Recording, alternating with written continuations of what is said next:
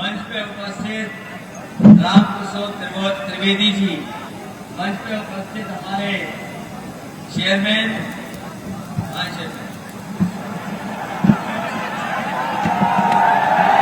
बाबू गुप्ता जी और राजेश चंद्रा जी, हमारे राजा साहब और जी, और मंच पर देख रहा हूं मैं बड़ी संख्या में हमारे पार्टी के नेता, पूर्व सांसद डॉक्टर अशोक प्रधान जी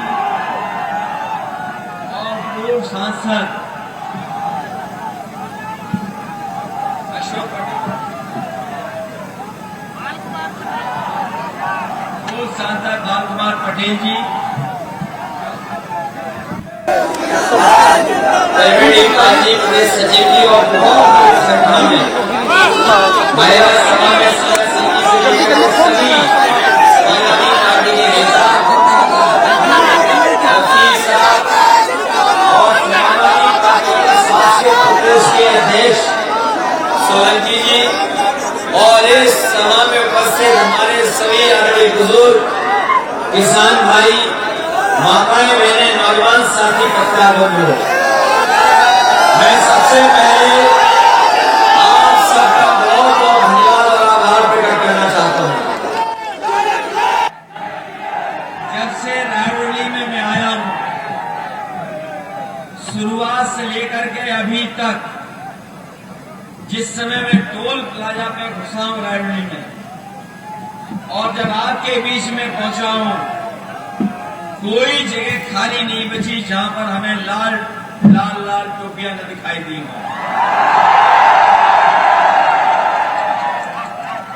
रायबरेली के बॉर्डर टोल से लेकर के और लालगंज यहां तक, स्कूल तक, और ये जोश और उत्साह बता रहा है कि इस बार बदलाव होके रहेगा। इस बार परिवर्तन को कोई रोक नहीं सकता,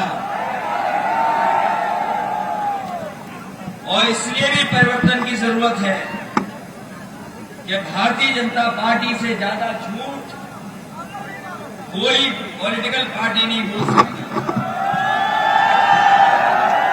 अगर आप हिसाब किताब लगाएं तो सबसे ज्यादा झूठ अगर किसी ने बोला है तो भारतीय जनता पार्टी ने। बताओ, ये बात स्वीकार करते हो कि नहीं करते हो? और ये शिक्षा में तो परिवार जो खड़ा है, इनसे बेहतर कोई नहीं समझेगा। कहां समाजवादी पार्टी ने सभी को समायोजित कर दिया था, लेकिन पता नहीं क्या भरोसा दिलाया भारतीय जनता पार्टी ने इन्हें।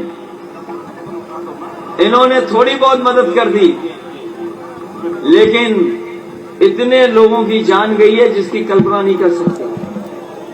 बड़ी संख्या में शिक्षा मित्रों की जान गई है। हम आपको भरोसा दिलाते हैं, न केवल शिक्षा मित्रों को, बल्कि हमारे ये बीएड वाले हैं, टेट वाले खड़े हैं, ये बीएड वाले भी हैं, और अभी टीटी की परीक्षा को लेकर के 20 लाख के लगभग नौजवान जो बहुत मेहनत कर करके तैयारी करके गए थे, लेकिन उनका पर्चा लीक कर दिया सरकार ने, जिसके कारण परीक्षा नहीं हो पाई।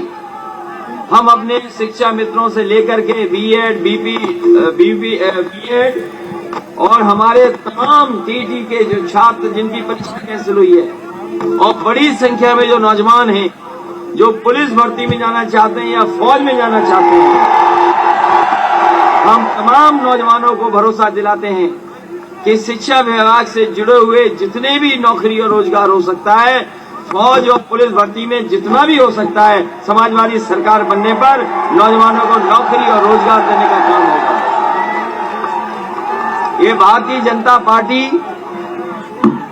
वो पार्टी है जिसने किसानों को भरोसा दिलाया कि उनकी सरकार बनेगी तो हम किसानों की आय दोगुनी कर देंगे।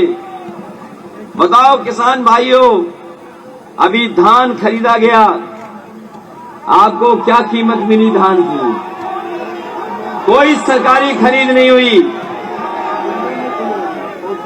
कहीं केंद्र नहीं खुले, कहीं सरकार ने खरीद नहीं की। अगर कहीं खरीद की हो तो बता दे सरकार, हमारे किसानों का धान ऐसे ही खरीद लिया गया, लूट लिया गया। बताओ किसानों की धान की लूट हुई कि नहीं हुई? और जब किसानों को जरूरत थी खाद की, तो बताओ खाद कहां मिली किसी को? हमारे बाबा मुख्यमंत्री 24 घंटे काम करते हैं। हमारे बाबा मुख्यमंत्री 24 घंटे काम करते हैं, उन्हें पता ही नहीं है कि किसान को खाद कब चाहिए। और अगर उन्हें पता होता कि खाद कब चाहिए, तो बताओ किसान भाइयों, खाद का इंतजाम होता कि नहीं होता? इन्होंने इंतजाम नहीं किया और किसी किसान को खाद, डीएपी, यूरिया नहीं मिल पाई। और अगर किसी को खाद मिली भी तो घर जाकर के किसान ने जब तौल की तो बताओ उसमें से 5 किलो चोरी हो गई कि नहीं हो गई? अगर बोरी में से कोई चोरी कर रहा है तो वो भारतीय जनता पार्टी है। ये भारतीय जनता पार्टी ने चोरी पता नहीं कहां से सीखी है, लेकिन जो लोग पार्ले जी का बिस्किट पैकेट खरीदते रहे होंगे, जो लोग पार्ले जी के बिस्कुट पैकेट खरीदते रहे होंगे, वो जानते होंगे। बताओ पार्ले जी के बिस्किट पैकेट में पहले कितने बिस्किट आते थे? इसका मतलब सब जानते हैं। और जैसे जैसे महंगाई बढ़ी, बिस्किट कम होते चले गए। बताओ भारतीय जनता पार्टी ने बोरी में से खाद निकाल ली कि नहीं निकाल ली?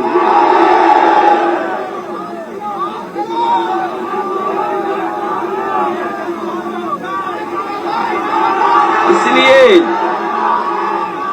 हमारे बाबा मुख्यमंत्री कई बार कहते हैं आगे, बाबा मुख्यमंत्री के नौजवानों को हम लोग लैपटॉप दे देंगे, टैबलेट दे देंगे, और कहते हैं कि हम स्मार्टफोन दे देंगे। बताओ रायबरेली के और लालगंज के हमारे नौजवानों कितनों को टैबलेट मिल गई है? ये पता नहीं कौन सी टैबलेट दे रहे थे जो अभी तक नहीं मिली किसी को। कभी सोचो, कभी सोचिए, ये लैपटॉप क्यों नहीं बांट रहे हैं? ये लैपटॉप बाबा मुख्यमंत्री इसलिए नहीं बांट रहे क्योंकि बाबा मुख्यमंत्री खुद लैपटॉप चलाना नहीं जानते, कंप्यूटर चलाना नहीं जानते। इसलिए बताओ, आपको योगी सरकार चाहिए कि योगी सरकार चाहिए? और जब कभी बिजली का बिल आता होगा तो आपको बिजली के बिल से करंट लगता है कि नहीं लगता?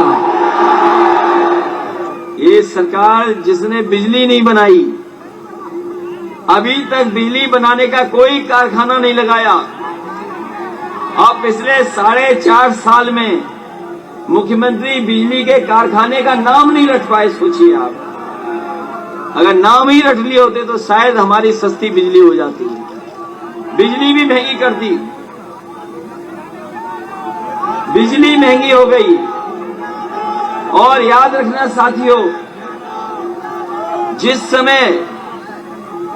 समय आधी कमाई हो जाएगी, अगर कमाई आधी होगी और महंगाई दोगुनी होगी, तो कभी आपके घर परिवार में खुशहाली नहीं आ सकती। इन्होंने कमाई आधी कर दी और महंगाई दोगुनी कर दी, इसलिए कभी भी आपके और किसान के परिवार में खुशहाली नहीं आ सकती। ये भारतीय जनता पार्टी के लोगों ने हर एक वर्ग को धोखा दिया। ये दिखा रहे हमें पर्ची अटेवा वाली। बताओ, आपकी समस्या किसने पैदा की? जैसे शिक्षा मित्र हमारे तख्ती दिखा रहे हैं, उसी तरह अटेवा वाले ये तख्ती दिखा रहे हैं। अगर इनकी कोई समस्या का समाधान कर सकता है तो वो समाजवादी पार्टी है। समय आने पर हम लोग इसकी समस्या का समाधान करेंगे। इसलिए आप लोगों से हमारी अपील है और हमारा आपसे निवेदन है कि उत्तर प्रदेश को खुशहाली के रास्ते पे ले जाने के लिए समाजवादी पार्टी ने बहुत काम किए। अगर गरीबों को कभी जरूरत पड़ती है बीमारी में अस्पताल जाने के लिए, तो वो समाजवादी सरकार थी जिसने आपके लिए एम्बुलेंस चलाने का काम किया। आज भी एम्बुलेंस चल रही है, लेकिन भारतीय जनता पार्टी की जब से सरकार आई है, एम्बुलेंस की व्यवस्था भी नहीं सुधार पाए हैं। जिस समय कोरोना बीमारी आई थी, जिस समय लॉकडाउन लग गया था, जिस समय लोगों को दवाई की जरूरत थी, अस्पताल में बिस्तर की जरूरत थी, लोगों को ऑक्सीजन की जरूरत थी, अगर कोई काम कर रहा था तो वो समाजवादी पार्टी की सरकार में एम्बुलेंस थी जो जा करके लोगों की, गरीबों की मदद करने का काम कर रही थी। आज सरकार कह रही है कि ऑक्सीजन से किसी की जान ही नहीं गई। क्या आप भूल जाओगे वो तस्वीरें? क्या आप लोग भूल जाओगे वो तस्वीरें जो गंगा की आई थी, जिसमें हजारों लोगों की लाशें बह रही थी? हजारों लोग जो अपने घर परिवार के सदस्य जिनकी जान चली गई, उनका दाह संस्कार नहीं कर पाए, मजबूरी में जाकर के गंगा के किनारे अपनी लाशें दफना दी। अगर कहीं दुनिया में भारत की बदनामी और उत्तर प्रदेश की बदनामी अगर किसी ने कराई है तो वो भारतीय जनता पार्टी की सरकार और योगी सरकार है जिसने बदनामी कराई है। अगर कोरोना के समय पर सही समय पर दवा, सही समय पर इलाज और सही समय पर अगर ऑक्सीजन दे देती तो बहुत सारे लोगों की जान बचाई जा सकती थी, लेकिन इस सरकार ने कोई मदद नहीं की। याद कीजिए वो लॉकडाउन, जिस समय हजारों किलोमीटर से चल करके मजदूर आए थे।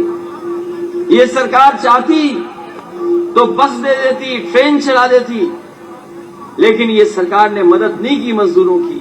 हमारे मजदूर भाई हजारों किलोमीटर से चल करके पैदल अपने घर पहुंचे थे और कई लोगों की जान गई, कई मजदूरों की जान चली गई। कोई सरकार ने मदद नहीं की। जिन मजदूरों की जान गई थी, अगर किसी ने मदद की थी तो समाजवादी पार्टी ने उन परिवारों की मदद करने का काम किया था। 1-1 लाख उनके परिवार को भेजने का काम समाजवादी पार्टी ने किया। ये जो पुलिस के लिए भी 100 नंबर आया, और ये 100 नंबर इसलिए चलाया था, ये पुलिस के लिए 100 नंबर इसलिए चलाया था कि हमारे गरीब को थाने न भागना पड़े, हमारे गरीब को किसी की सिफारिश न करानी पड़े। अगर कोई झगड़ा हो जाए गांव में, अगर कोई मेड़ को लेकर झगड़ा हो जाए, कोई पानी को निकालने को लेकर के झगड़ा हो जाए, कोई रास्ता बनाने के झगड़ा हो जाए, तो गरीब को थाने न भागना पड़े, वो फोन मिलाए और पुलिस उसकी मदद करने के लिए पहुंच जाए। ये इंतजाम समाजवादियों ने किया था। लेकिन जब से बाबा मुख्यमंत्री आए और 100 से 112 किया, तब से पुलिस का कबाड़ा कर दिया। जब से 100 से 112 हुआ है, बताओ पुलिस का कबाड़ा हो गया कि नहीं हो गया? पहले तो 100 नंबर से पुलिस चलती थी, ठीक ठाक थी। जब से ये 112 किया, पुलिस को भी पता नहीं क्या हो गया। इतनी बेईमानी किसी ने नहीं की होगी जितनी बेईमानी 112 में कर दिया। और जो सरकार डराती है बुलडोजर से, जो सरकार बुलडोजर से डराती है, बताओ बुलों को नहीं पकड़ पा रही? बताओ आप परेशान हो कि नहीं हो? समझ गए होगे बुल? आप तो समझ गए होगे किस बुल की बात कर रहा हूं मैं। इसलिए बताओ बुल और बुलडोजर की सरकार हटाओगे कि नहीं हटाओगे? यही सरकार के लोग थे, कहते थे गरीब है, हवाई चप्पल में चलने वाला हवाई जहाज में चलेगा। बताओ कितने हवाई जहाज में चल लिए हैं। और जब से भारतीय जनता पार्टी की सरकार आई है, इन्होंने हवाई जहाज बेच दिए। हवाई जहाज जहां खड़े होते हैं वो हवाई अड्डा बेच दिया। पानी के जहाज बेच दिए। पानी का जहाज जहां बंदरगाह पे खड़ा होता वो बंदरगाह बेच दिया। ट्रेन बेच दी। और रही बची रेलवे स्टेशन भी बेच दिया। पहले तो ये सरकार फेंकू सरकार थी, लेकिन अब ये बेचू सरकार भी हो गई है। जो सरकार सरकारी संपत्ति बेच देगी, तो बताओ नौकरी और रोजगार कहां मिलेगा? इसलिए इस सरकार ने केवल जनता को परेशानी दी है, जनता को दिक्कत दी है, जनता को किल्लत दी है, और जनता को जिल्लत देने का काम अगर किसी ने किया है तो ये भारतीय जनता पार्टी की सरकार ने किया है। लोगों को कभी इतना अपमानित नहीं होना पड़ा होगा जितना इस भारतीय जनता पार्टी की सरकार में लोग अपमानित, यहां सरकार से अपमानित हुए।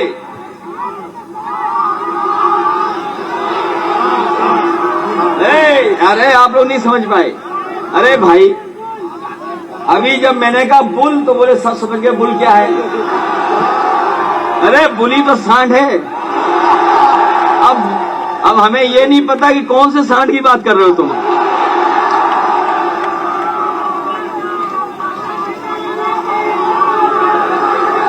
और ये जो लाल रंग है,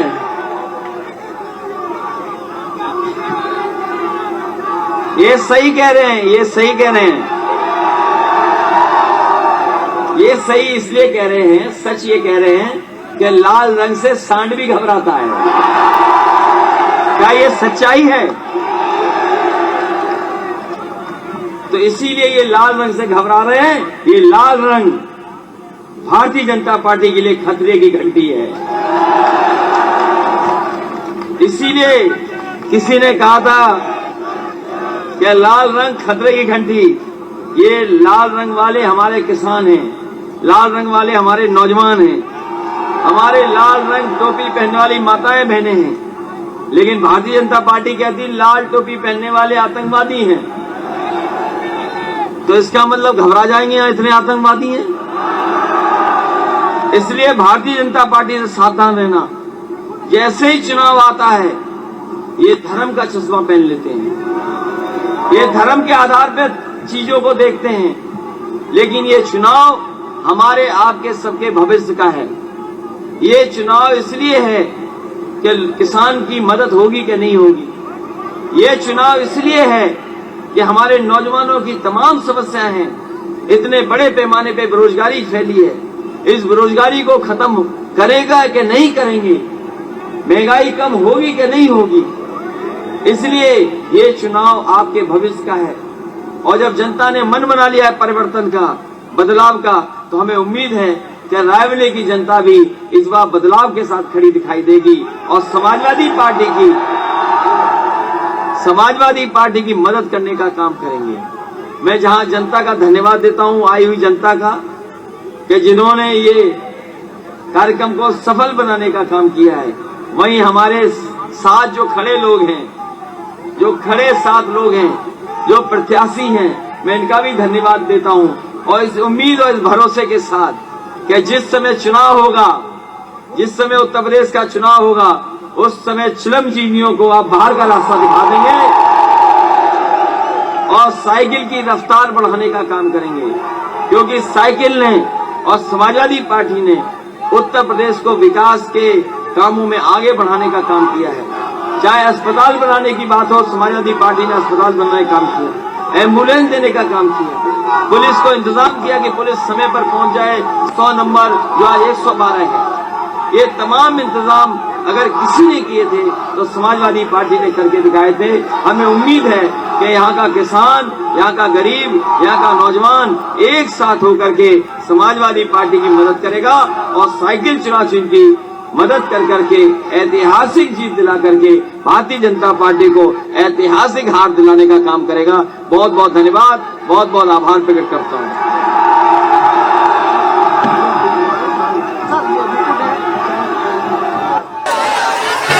Thank you.